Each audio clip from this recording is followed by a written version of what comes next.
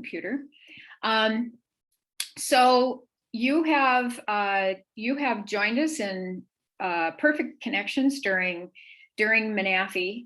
And I'm thrilled for those of you who are have been with us before, and those of you who are trying this out, or you have this opportunity because you're at MNAFEE, and so this time slot on Friday works for you this time.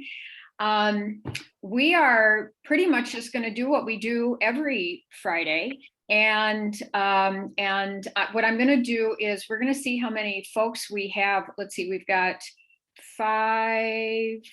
We'll see, you know, if we don't have a lot more, I think we can stay as one group. If we have, if we start spilling over more than, say, 25 or so, I might split us up into separate groups. You're in, yes, I will give you record permission. I'm also recording, Christy, by the way. So, yeah, and so if we do have to divide into 2 groups or more, you're in excellent hands, because we have, oh gosh, like half the folks who are here now are generally there, but also even if they weren't, what we do in our Friday discussions is pretty much, if you're a parenting educator, it's what you do every week, multiple times a week, just facilitating conversation.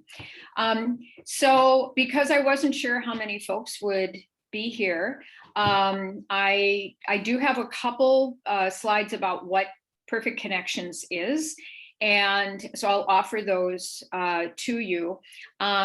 Let's first see who all is here. So I have just a couple poll questions. This way too, as folks are coming in and joining us, this will give us a feel for where you're coming to us from, maybe what your position is, and also how long you've been in practice. So they'll all launch at the same time, so just go for it. So here we go.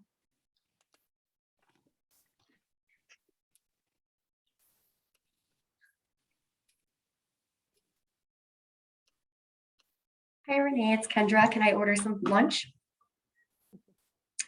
Can I have a special with no mushrooms and soup?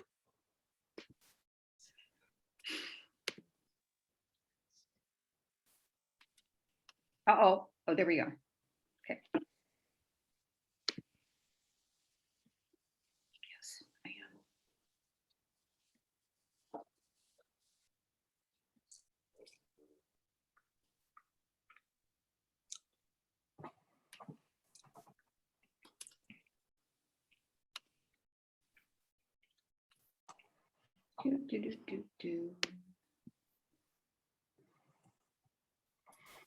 Okay, I'm getting there. I'm getting there, Christy. Okay, Christy, I gotta find you again. While we're doing this, we are almost done. Sorry to start with, let's see, where is she? Where's Christy? Where'd she go? Where'd she go? Where'd Christy go? Christy, where are you? Well, I have the. Oh, there you are. There you are. Yeah, I don't have my usual picture because I'm signed in as the Zoom venue. That's right. Company. I was just trying to find you though, where you keep popping off of my screen. All right, I will tend to this, I promise. Under participants, you could find me there. I could do that, yeah. So those of you who are joining us, this is exactly what happens during our usual Perfect Connections is we learn about all kinds of stuff from each other, including how to like do our virtual technology that we think that we know how to operate. And then anyway, all right, let me find you, honey. You are here. Sarah, no. Huh. Now I'm looking under participants and I'm still looking for you. All right, I'll get there. It's okay. Yeah, I know. You could make oh, there you are. someone There else you a are. co- okay. No, there you are. There you are. I'm going to make you the co-host. There, that should do it. Yes, there. Thank you. Okay. All right, let me share it. We end the poll. And now let's just take a look at who's here. So we have folks joining us from the metro area, southern Minnesota, northern Minnesota, Nice variety there. Did I miss anything? Any place? And then we have your positions. So your parenting educators, early childhood educators, program coordinators, other, we have 2 queens. So that's fabulous. You've joined me up here on the throne. I view myself as a queen. Oh, and if you want to play with Zoom and give yourself a little crown, you can do that over in, we figured that out in settings. And then how long you've worked. So we've got some newbies, we've got folks that are here from 1 to 5 years, 6 to 10 years, 11 to 20 years. Some of us have been working so long, we don't even remember how long we've been doing this. So the reason I wanted to do that was to just start out by saying that who is Perfect Connections? Well, it's all of us, right? It's our community is really everybody who is in practice. And so so what I want to do today, let's see, how many do we have so far? 31. Yeah, we may break up into a couple groups. I'm Susan Walker. I'm a faculty member at the University of Minnesota. Some of you have had me in classes. I've been teaching classes in the Parent Ed license program and in the Masters of Education program. And this all got started on May 8th of 2020 when COVID hit. Our worlds were turned upside down.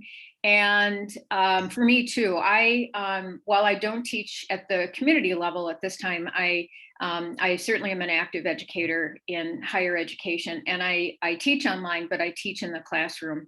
And my classroom course on families and technology also needed to go online.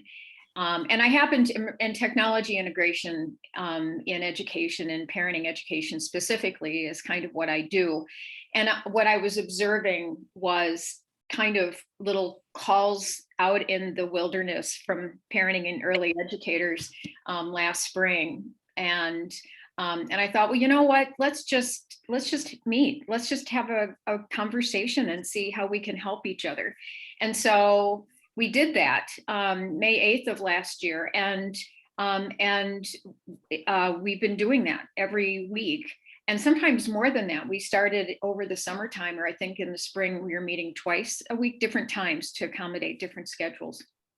And so it's just been a thing. It just keeps going. So let me share just a little bit about what this is. I'm ordering pizza, by the way. So I have just a couple slides here. Let's see, format, view, present. There we go. So Perfect Connections. And so who, what, where, and so first of all, you're probably wondering where the name came from. And I'm big on acronyms. And so it got kind of tongue twisty to keep referring to, oh, you know, those Zoom meetings where professionals are sort of gathering once a week. So it was easier to just come up with an acronym. And at the time, again, when we started, what I was somewhat responding to was this: how do I teach online? How do I take what I'm doing in my ECFE programming and do that, you know, online and with technology? So, but as any of the folks who are here who have been coming to Perfect Connections will tell you, we don't just talk about technology, we talk about everything. So, but the name, Perfect Connections, is an acronym for parenting and early educators are really fabulous at electronic communication and technology. And so you can replace those words with really any other thing that begins with those letters. And if it works for you, great. And so who it is, so it's completely voluntary. It's just anybody who shows up on that Friday from noon to 12 or noon to 1. What is it? Well, there's no agenda. This is not professional development training. We don't have objectives except that we're meeting. It's as Becca referred to it last week, it's very come as you are. We eat, we have lunch, we we do like anything that's going on. We do, we'll walk around our rooms or whatever, and share things. And it's conversations. It's really a weekly conversation about really whatever the group wants to talk about. Where does it meet? Well, it meets through Zoom. But also what I do is I record each of the meetings and then I put it into a YouTube playlist. I'll show you that in a minute. And then starting last fall, one of the things we were noticing was we were sharing a lot of resources and information in the chat. And they, and they were wonderful. And so, so Greta Nelson and Yuji Zhang, I'm sorry, Yuji, I probably just botched your last name, didn't I? Yuji, what's your last name again? Jiang. Okay, thank you. So, so Greta and Yuji have been, mostly Yuji now, have been taking our chat text and turning it into a resource document. And so after we meet on Wednesday or on Fridays, then we have those resources available to us. And a lot of people who can't join us on Fridays do watch the videos and have access, of course, to the resources we share. And then so currently, it's Fridays at noon.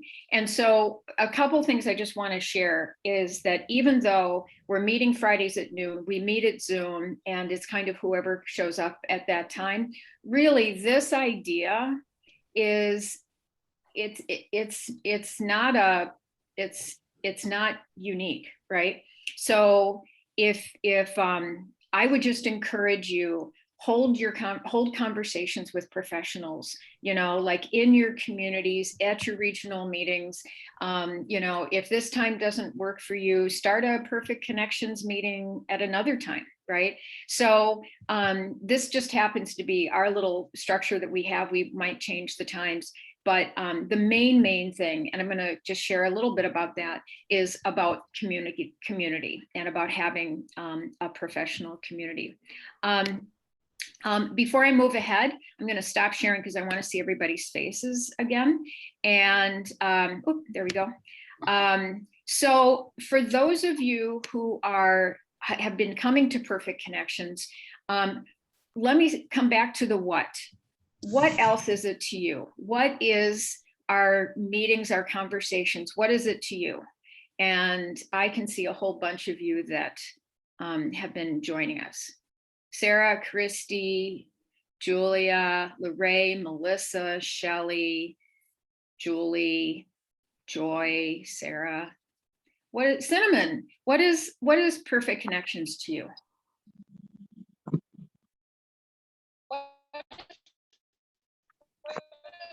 Oop.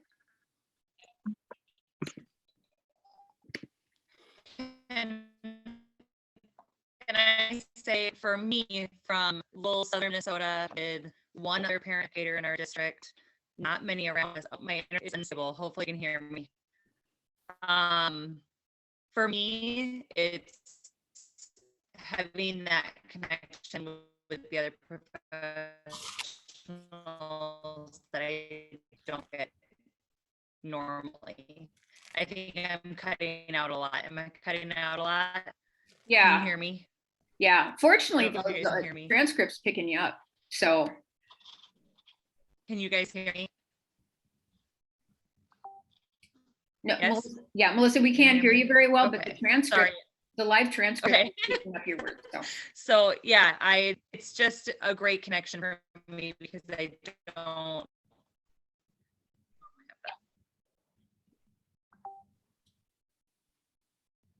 Okay.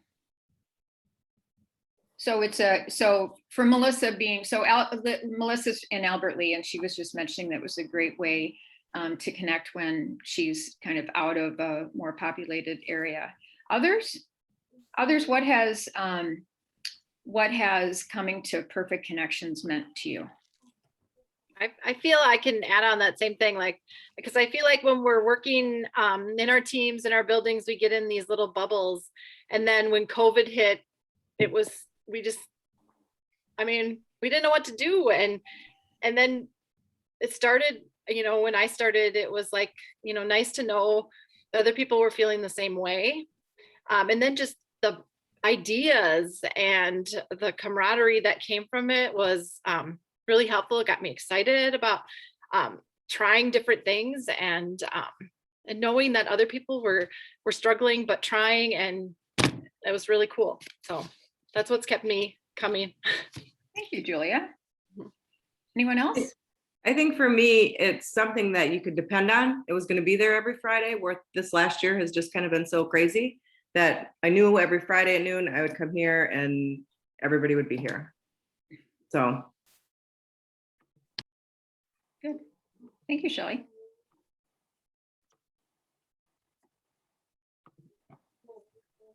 And Joyce said that she hasn't come lately, but when she does, she finds the people that understand her and speak the same language. And it's comfortable to have the shared content and skip the steps of explaining. That's fabulous. Yeah, so you get a bit of a feel, you're already sensing, what it is. This is what we do in facilitating conversations with families. Lorraine says it's been like in ECFE parent educators. We get to problem solve and share ideas and support each other. And I really appreciate that. I have just a couple other things I wanted to share about the who and the why. So this is a picture from our May 8th, our very first meeting. Look at how excited everybody looks. So this is what happens when you do a screen capture on Zoom. You absolutely catch everybody at the worst possible moment so that nobody is smiling. And I'll just throw in, I was the one who was doing the talking. So the why. So I'm just going to share, because I was thinking, well, I guess people are coming to MNAFEE to learn. So I'm just going to give a little bit of background about, so my real interest in parent learning is, yes, it's about technology, but I'm far more interested in social dynamics of learning. And so this is just a little bit of research related to exactly what we do in ECFE. So saying that this is like an ECFE for professionals, it really does. I mean, what we do on a weekly basis really just builds on the same kind of learning practices that we have been doing with parents forever, right? Or that I would say the type of learning that is very, very effective, that really builds on more than just cognition and more than behavior. And so when we think about different types of learning, right? And so peer-to-peer learning is effective for praxis with praxis, action with reflection, group interaction and relational association can be essential for problem solving. And community-based learning is facilitated in constructive relationships in safe and trusted environments. And then specifically what we're doing when we meet in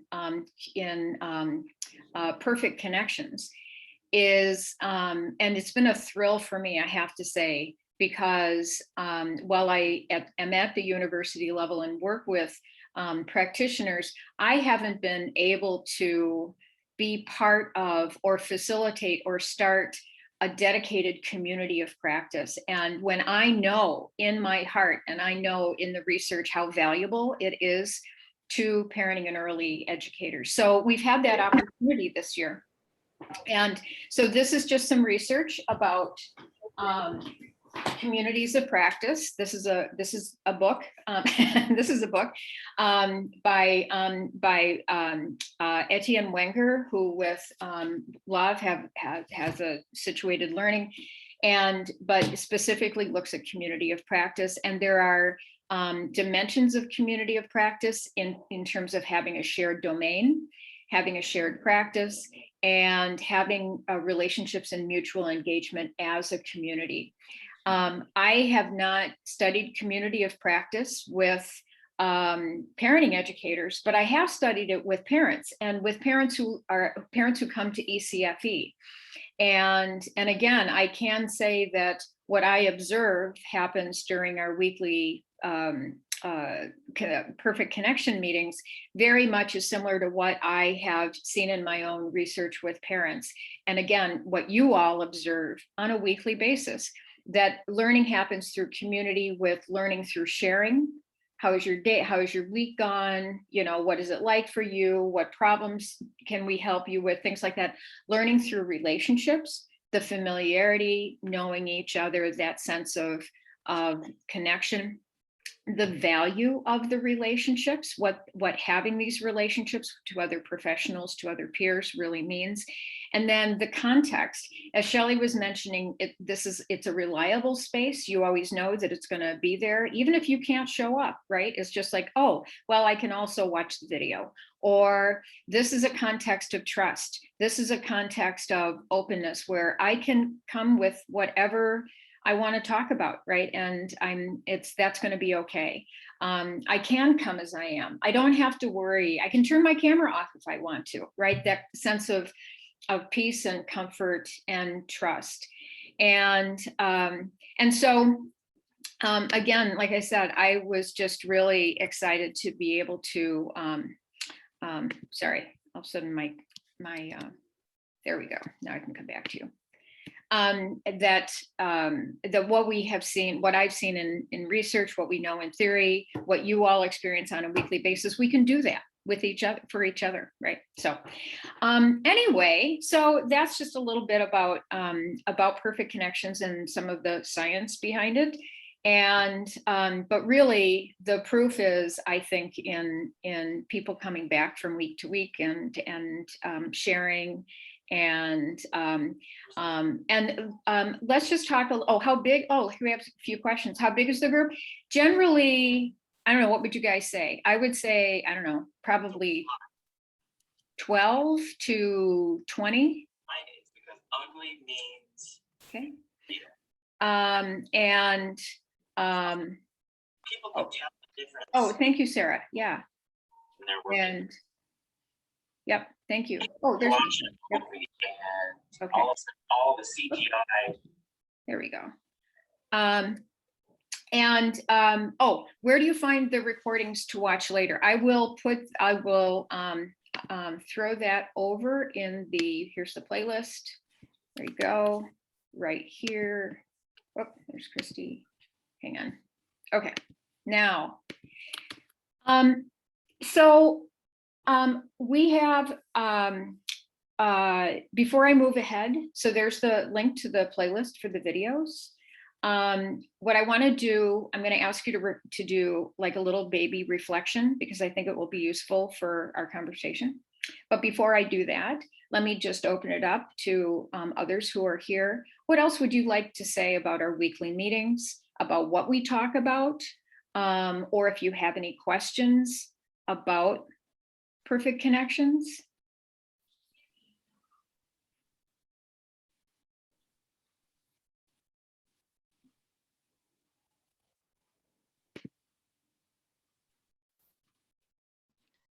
I just got my notice that my actual perfect connections meeting starts in 6 minutes. Yeah, usually we're here from noon to 1, and we've talked about, I mean, you name it, right? I mean, we talk about working with difficult parents. We talk about the hard stuff. I have to say, I've really appreciated our conversations about race and about navigating conversations with families around racial equity and injustice, and really look to my colleagues, many of whom are here today, who have really shared resources and experiences in that. We have, again, we do talk about technology. We had a wonderful conversation, I think it was in late February, and a casual question just came up about what are your favorite parenting books? And we came up with, I mean, it's just very ad hoc, and I think there were probably 25 titles that popped up. I told folks that I was going to market video clip and make money off of all these wonderful professionals who are sharing their parenting books. We have talked about adapting to hybrid teaching, teaching outside, teaching with only 2 parents showing up, teaching with parents who can't make it virtually or who do make it virtually, but also are there in person, having parents with administrative changes, decision-making by administrators, by school districts, advocacy and lobbying. I mean, if you think about this, is like the whole ecology of ECFE, from individual content issues and working with families to what we do in our weekly practice, to being part of an organization and an administration, to the wider sense of the purpose of parenting education. We've exchanged research, evaluation ideas, you know, things like that. Wonderful. Thank you for some of the comments that you're adding. Yep. Assuming this would be a great resource and support network. Isn't it, Mary? Is it Mary? So so as you can see in chat, what would you guys say who've been coming to this? We're shaking our heads. Yes. Thumbs up. Yes. So Mary, definitely. And Lorraine, yes, very enthusiastic and happy voice. Topics each week may not pertain to me that day, but may pop up a few days ahead, and I have this resource to come back to. And I know I can bring anything to the group. And that's so cool, right? You can bring anything. Like, we're cool. Like, it's, so with that, I'm going to ask you to, I just want you to, we'll break up now because we have 37. So how about 2 groups, or should we do 3? What do you want to do? What do you think? Christy, Melissa, Lorraine, 2, 3 groups? 3. Okay, I'm hearing consensus around 3. Okay, great. So Christy and Sarah, would you mind facilitating the other 2 groups? Yeah? Or Karen? Or Shelley? Or Julia? I'll just divide you and then you guys can decide.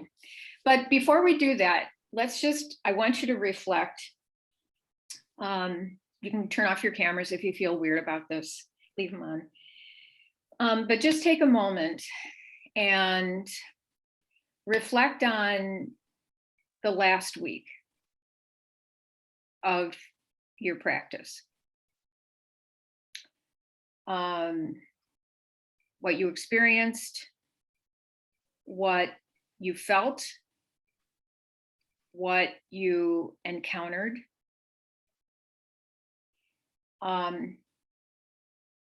Think of the last month. So we're here in the middle of April. So since the middle of March, what you felt, what you encountered. Maybe reflect on since the beginning of the new year, 2021. What has come up for you in practice? What you've encountered? What your feelings have been like? Any challenges that you've faced? And then step back maybe and think about this entire school year and what your experience has been like and how you felt and any challenges that you've experienced. Yeah, let me just take another few seconds to think about that.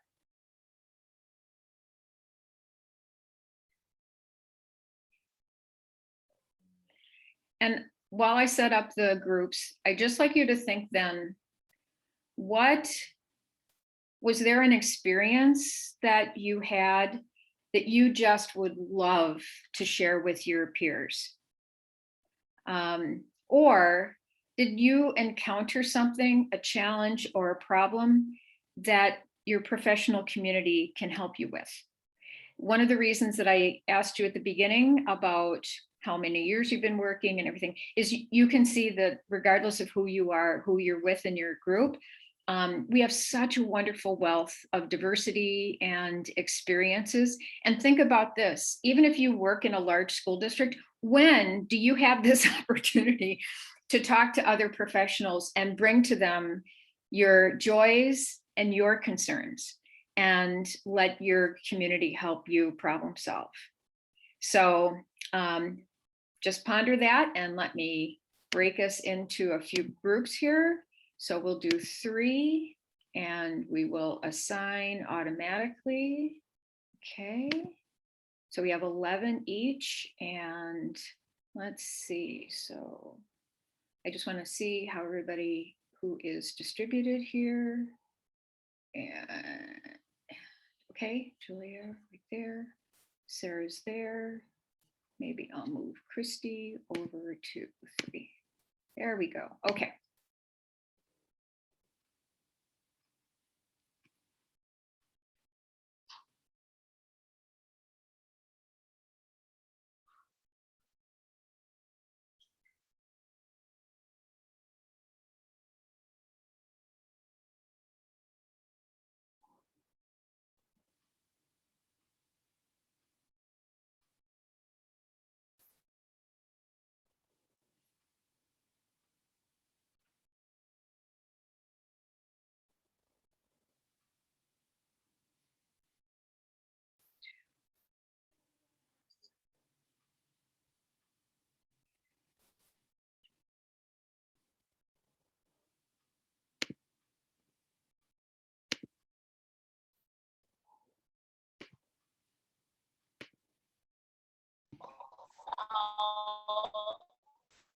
I'm not sure. Who's she? Oh, Susan. Oh, Susan. Susan. The hand is here. You get me. Susan's here. Yeah. So welcome everybody. Why don't we go around and just say who we are and where you work. Again, I'm Susan Walker. I'm at the University of Minnesota, and I'm coming to you from St. Paul. Let's see. Oh, some of the ways that we've done this is to pick the next person. So I'm going to pick Julia. All right. I'm Julia Rhoda, and I live in Apple Valley, but I teach early childhood in our ECFE program in Inver Grove Heights School District. And I will pick Melissa. Okay, I'm gonna hope that my internet stays. Can you hear me well? Thumbs up. Nope. Okay. I'm gonna shut off my video. It was recommended that I shut off my video, it would work better, so I'm gonna shut off my video. Can you hear me a little bit better now? Yes. Mhm. Yeah. Still not great. Okay. I'm Albert Lee, small district. I am educator, also early childhood teacher, also lead teacher for preschool and ECFE both. I feel like the entire ECFE program in our district rides on my shoulders. Mm. I will pick UG. I tried to pick UG. UG. Hi, go. thank you, Melissa.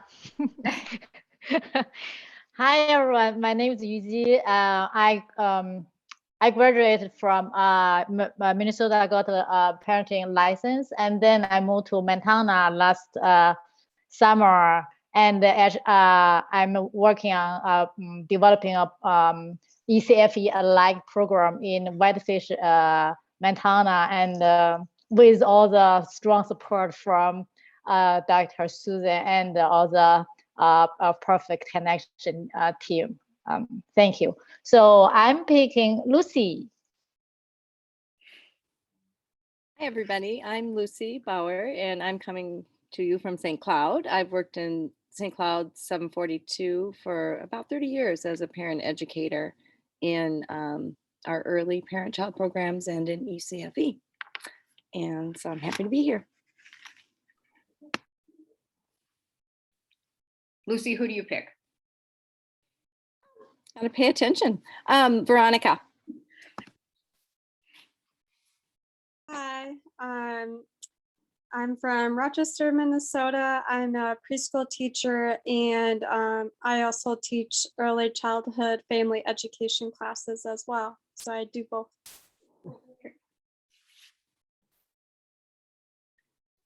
Sorry, I almost forgot too. Well, I'm gonna pick my counterpoint, Erica. Hi, I'm Erica Schumacher. I'm from Rochester as well, and I'm the Early Childhood Family Services Manager here. And I will pick Carly. Have you gone yet?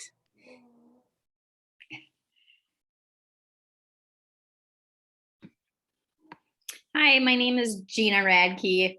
I didn't switch from my daughter's when she used my Zoom. I teach ECFE at the Mound Westonka School District, and I've been there 9 years, but I've been teaching, I don't know, like 30 years off and on for ECFE and preschool. I'll pick Lauren. Did you go? Nope. Okay. Hi, I'm Lauren Mitchell. I'm in my first year as the parent educator in Columbia Heights. Prior to that, I worked up in northern Minnesota in Cloquet for a couple of years. And I will pick Cinnamon.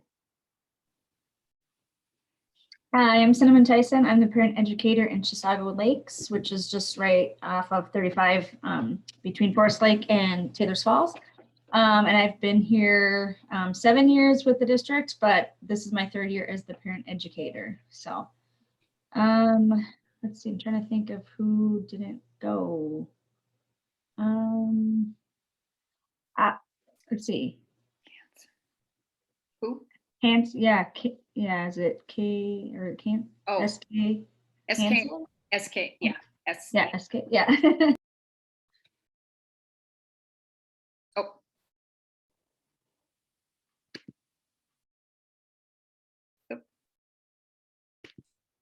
Oh, do you mean me? Yeah, sorry. Oh, We're going by your name. yeah, that's my last name. My name is Jill Blumdahl Skansen. I'm with Ricori School, so in Cold Spring, so right outside St. Cloud. I'm the only parent educator in our district. And I've been doing it for like 16 years total, I think. That feels long. And was there more? That Is that worked. Okay, thanks. I have a toddler here and a preschooler next to me that are home with me, so I'm like all over the place. Well, thank you, everybody. So we have no agenda. The floor is yours. What can the community do for you today? What would you like to share with the community? Or what problems can we help you solve? Or what joys would you like us to know about?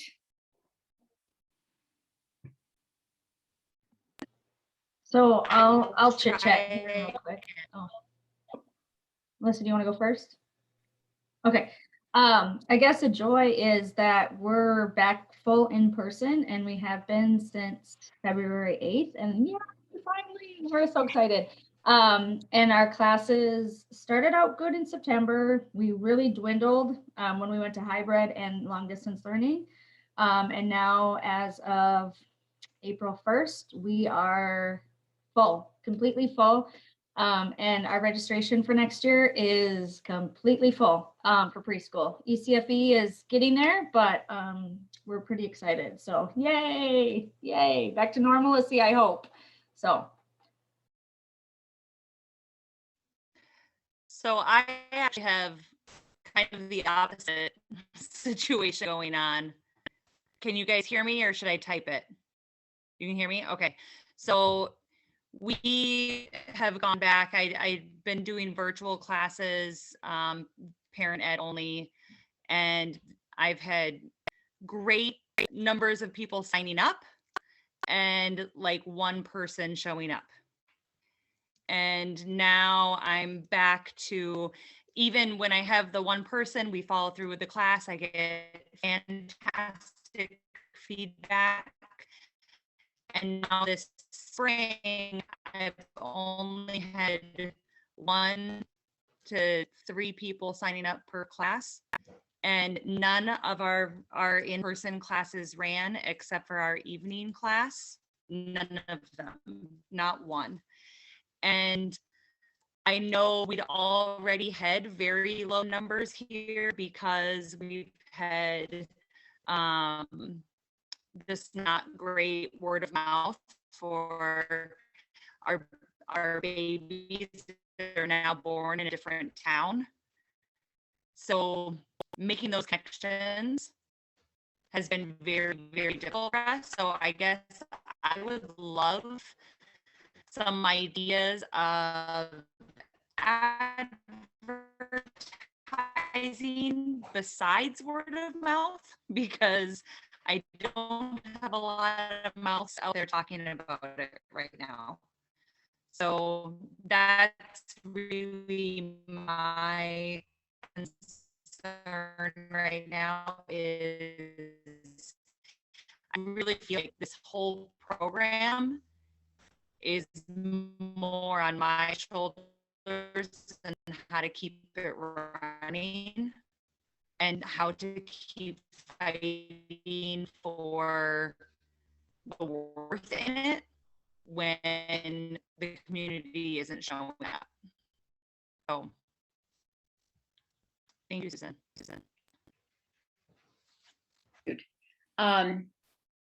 So if I can just paraphrase, so Melissa, you were saying that you're having a real challenge with attendance, and so you're looking for more ideas for outreach and marketing beyond just the word of mouth. And I have to say, I mean, the Albert Lee program has, you've had a number of innovations, like with your Facebook Live and things like that, and your office hours that other programs have learned from. But at this point, kind of the lack of attendance, you're kind of feeling that weight that keeping this program going is on you. So you're looking for ideas. Great. So feel comfortable also, sharing with the group verbally. Julie's saying put out doctor's office. This is something that we have struggled with as well in our district, because in Vergrove, where it's situated, we don't have a hospital. And so we were struggling to get infants into, and we did the doctor's offices. We met with other ECFE programs that had, because the hospital that services us is in a different county, but mothers would have babies there from Inver Grove Heights. So we were trying to work stuff out with other ECFE programs, struggling. And then all of a sudden this spring, we had to add a baby class. So sometimes I feel like it's just the way it goes and how people are feeling. And I don't know, because we're like, well, did it finally work, or did they just, I don't know what happened, but now we have babies, so it's good. Kind of echoing along that line, Julia, as I said, I'm in Columbia Heights, and we have a very diverse district in terms of languages and whatnot. And we have a Tuesday multilingual class that at the beginning of the year started with 1 family, and now we're full. And full for us is 6 families, but just within the past weeks, we're finally full, which feels so fun.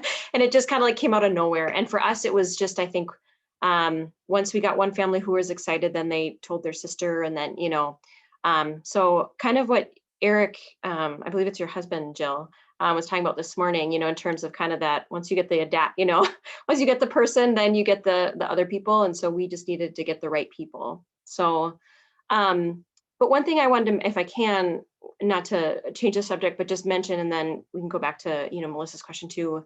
Something that I just wanted to comment on based on your original question, Susan, reflecting on the past week in this particular class, I speak, I took Spanish many moons ago in high school and college. and it's really rusty. And so being in an environment where I get to speak it often has been really helpful, but it's rusty, it's Spanglish at best. And we normally have an interpreter, but last week and this week we didn't really have an interpreter, meaning I had to do as much, translating as I could. And I was exhausted. Like I was physically exhausted and mentally exhausted. My brain was so exhausted. And my reflection was just simply how exhausting our students who are multilingual or who are not necessarily quite proficient in English must feel all the time when there's not translation or when there's just in daily interaction. So it was a really helpful experience for me to have to just empathize with, wow, this is an exhausting experience when language, is not provided or adequately met. So just wanted to mention that. Thank you, Lauren. Would there be an opportunity for you to share that reflection with families? Yeah, I'm sure. Absolutely. I think I'm going to wait until I want there to be the interpreter there to be able to communicate it more clearly. But absolutely, I want them to know that I had a tiny taste of what I imagine could be something they experience, Mm-hmm. So. Mm-hmm. Thanks. I find in our school district, we've been in person this whole year because it runs a little differently outstate, as some of you have probably heard. And so we've actually had crazy registration, like where we have big waiting lists. And that doesn't feel great either, because it feels like it's difficult to accommodate everybody because we only have so much staff and so much funding. So money and staff is a challenge for us. But we've figured out over this past year that we have to offer a wide variety of things. So we've had some parents who are happy to come, they'll come for one night to one thing, and other parents want to come for 12 weeks. Next week, I'm starting a new Circle of Security class, which if any of you are familiar with it, it's supposed to be 12 sessions. I'm going to do it in 4 though, and I don't know how.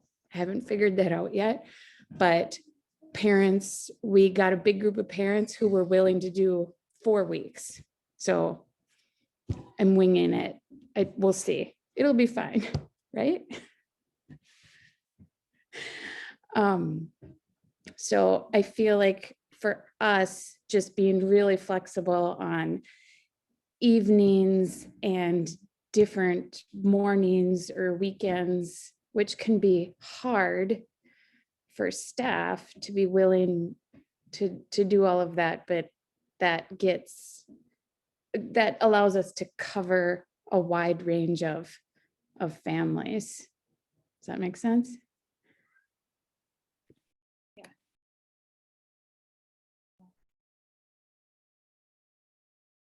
How has that been for you? It sounds like you're doing quite a bit of accommodating. Yeah, I can roll with it. I don't mind working evenings. Then I don't have to put all my kids to bed. Then dad has to do it. So I don't mind working evenings. So at this point in my life, it works well. But it is hard to get other staff on board.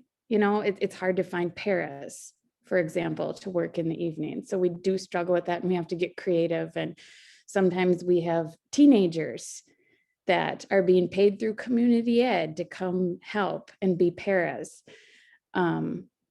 So getting creative like that, or like where we have to adjust the class from 12 weeks down to 4, because that's what we can find staff for. So just rolling with that. Yeah, it works for me because it's been a big learning experience where it was interesting how many parents have come that we haven't seen before, but they're willing to come to some of these different things that we've been offering. one night things or things that are just a few sessions, or the online classes where we've had parents that have never come before, even though they've had kids go through the preschool program, we've never seen them in ECFE, but they're suddenly perfectly willing to come to online classes because that's easy for them or works for them.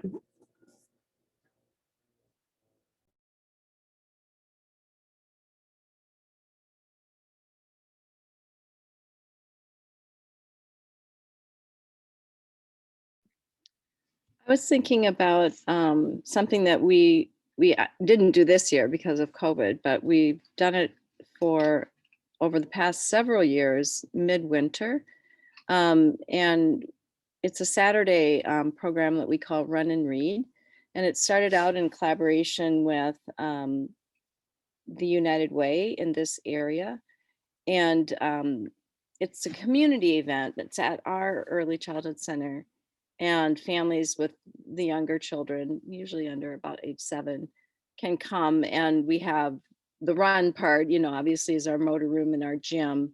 And then we have story time set up in another area and a snack time set up in another area.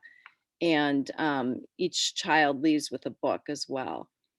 So that's a midwinter. We do that, on Saturday mornings, about once a month, January, February, March. And it's kind of a really neat outreach because it's kind of at that mid time of year where parents are looking for something to do indoors. And we have met a lot of new families that way. We also have a fall event in the evening and a spring event in the evening, which obviously we're not doing this year as well. Those tend to be attended mostly by people that are already in the program, but the Run and Read seems to pull in families that we haven't met before. So I thought maybe that might be interesting to think about. Oh, I just thought of something else too. We got really good at putting out all of our information to all of the elementary schools and getting the elementary administrators.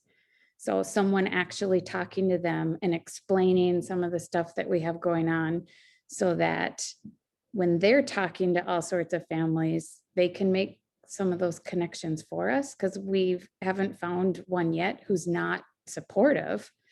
They just oftentimes don't have the information. They don't necessarily know what's going on in our building. So that's made a difference too in bringing in some new families who just seem to sort of, skip our programming or skip our building.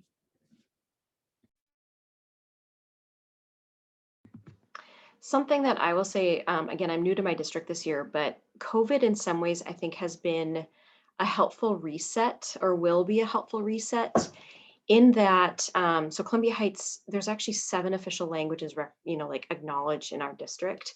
The primary one being, but there's like Spanish and Somali. There are a lot of people from Nepal and Tibet, but Spanish and Somali are probably the 2 that I would need the most. But something that we've tried in past years is to have kind of a weekly ECFE classes for our Somali families who live in a building near our center. And it's never taken off. And this year we can't do it because we can't go into the building, but it's been kind of this blessing in that we can rethink it, because what we've heard or what we know actually works better with this population is to have like monthly evening events, like once a month. And so kind of what you were saying, is it Jill, right? Am I saying that right? I think kind of rethinking and being willing, well, if we want to meet this population, like being willing to kind of be willing to be convenient for them.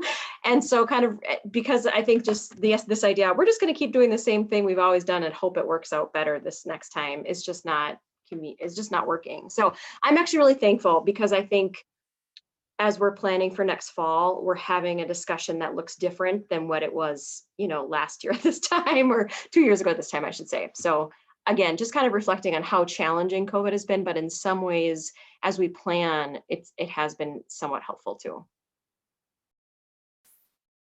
I think part of that is giving ourselves permission, to kind of do the best we can. And, as you're saying, Lauren, being grateful for what we have and the opportunity. There's a teacher, educator, scholar whose name is Linda Darling Hammond, and she has this term that she uses called adaptive expertise. And on one side is this idea of innovation, and then the other side is our expertise, like what we know. And with this idea of this balance of, if we stay stale and we don't ever innovate, then our teaching, our programming, we get stale. We're not that interesting. We aren't keeping up with times, yada yada.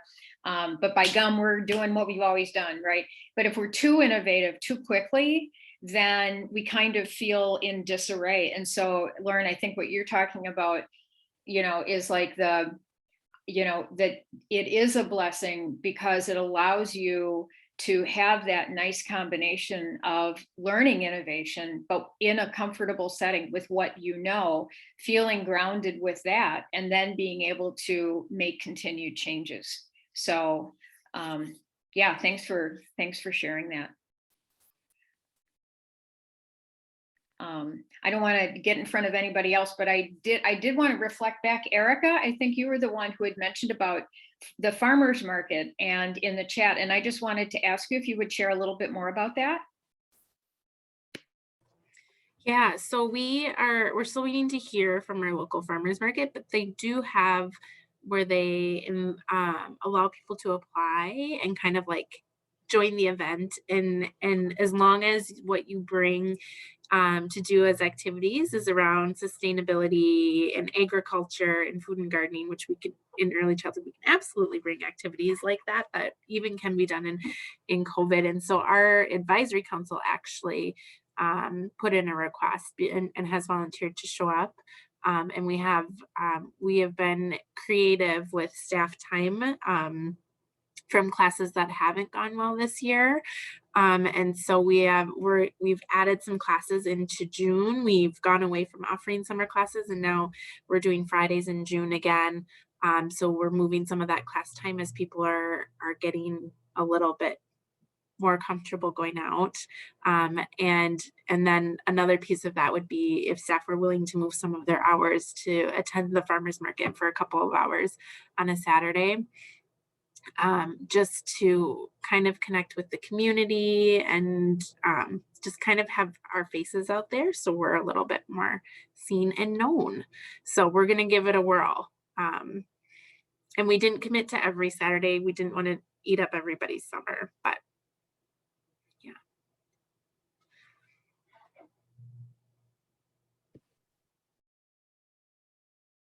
Thanks for sharing that, Erica. It's also a great example that some of our best ideas for programming come from the people that we work with all the time. And there, Melissa, you can be off the hook. You can turn it around to your parents and say, come on, we're all in this together.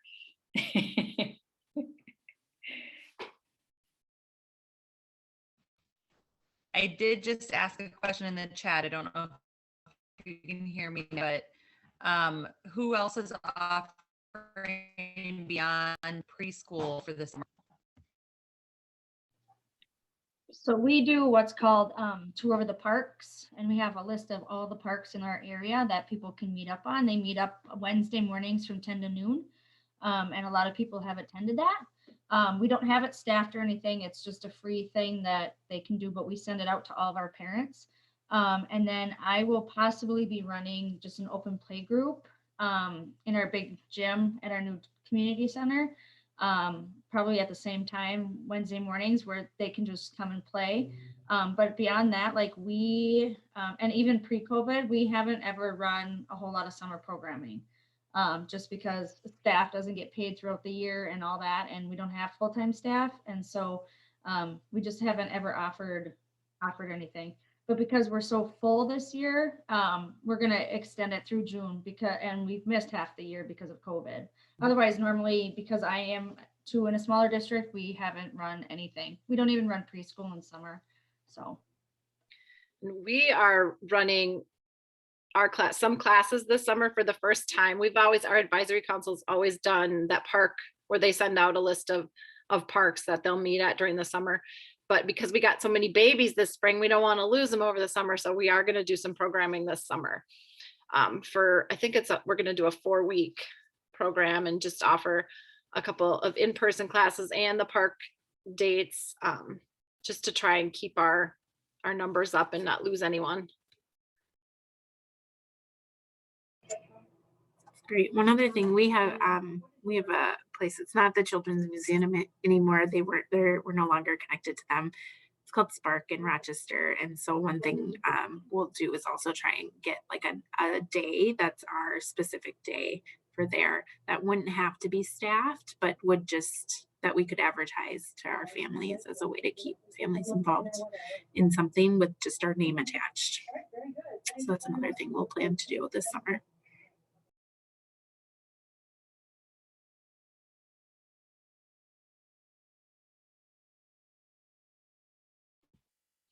We are offering a 4-week baby class and a 4-week ECFE class just into June, since we've missed so much too. We were done for winter for 5 months, so we decided to go into the summer a little bit just to offer something.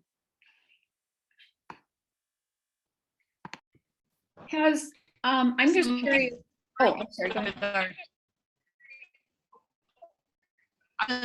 Something we're offering, I heard lots of people mention the park thing. One way I'm kind of twisting that this year is we're making it parent. So we're just gonna I'll type.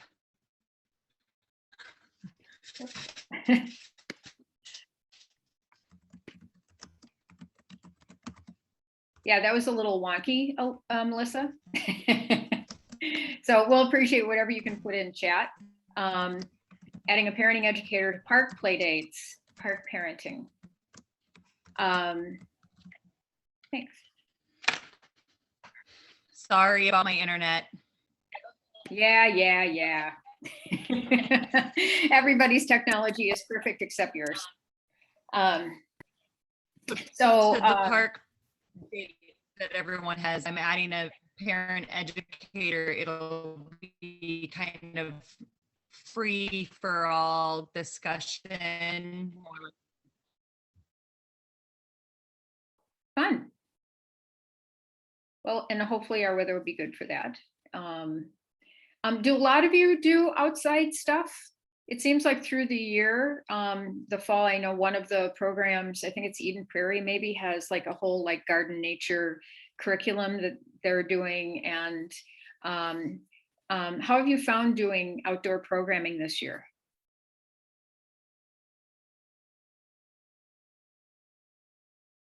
Given that it's Minnesota.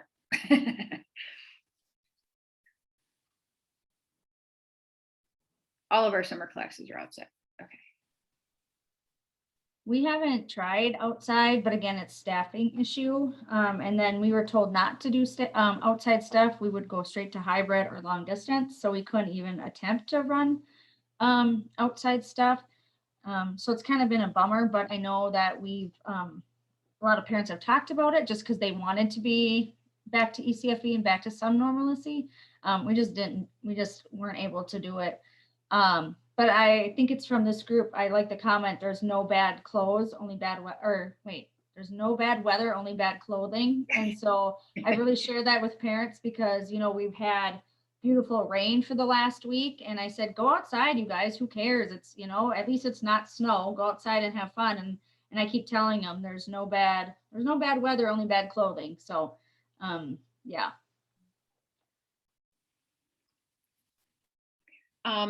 And as you move, we'll take just a couple more minutes. I've got a question and then it's something I'm going to ask you to do. But as you move forward, and I am going to be sending out a survey to everybody, so you can fill it out if you want to or not. But just how do you, with the use of online stuff this year, How will that, if at all, be reflected as you move forward?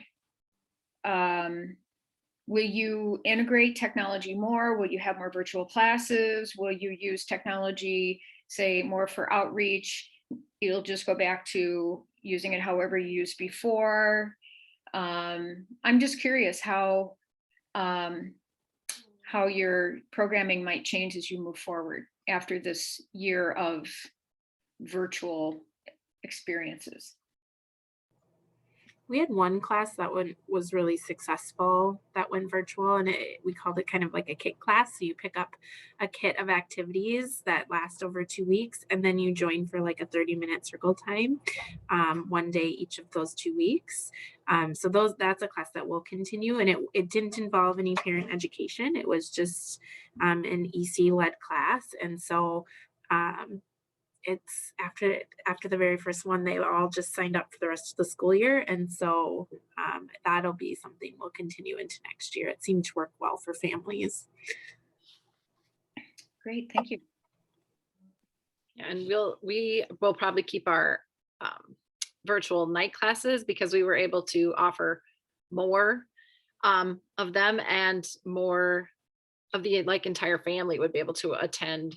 So they were popular. So we'll keep those.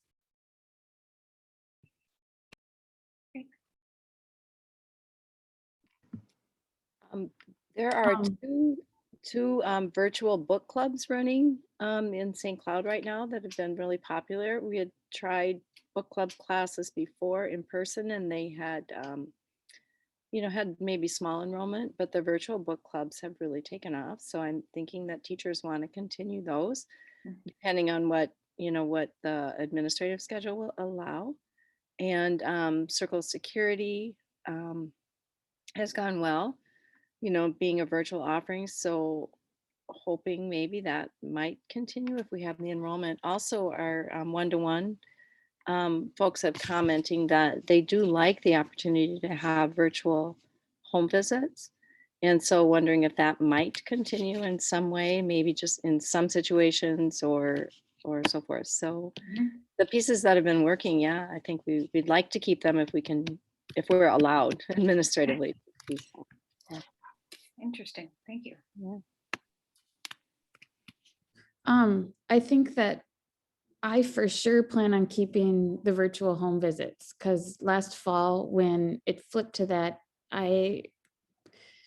to be honest, at first I was like, I'm not doing that. That sounds terrible. Nope. Just cut them for this year because I'm not doing that. And then when I figured it out, I actually really like it. I can, it's shorter, it's easier. I can get more parents involved because there's a lot who are willing to do that, but ones that I could not figure out how to physically connect with before. So that's been something I was forced to do that has turned out really well, and I'll keep doing that. Wonderful. Can you say like what you do in a virtual home visit? Like, what does it look like?